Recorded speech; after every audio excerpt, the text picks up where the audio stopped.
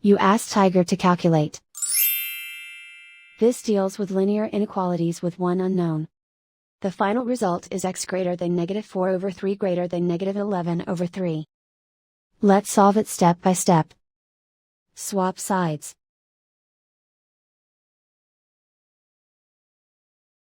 Isolate the x. Divide both sides by -3. Whenever you multiply or divide by a negative, reverse the inequality sign.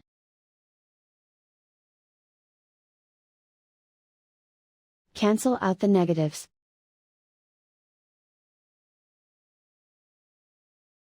Simplify the fraction.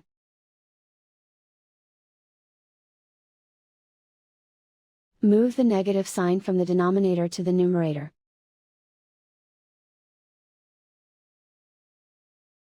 Plot the solution on a coordinate grid.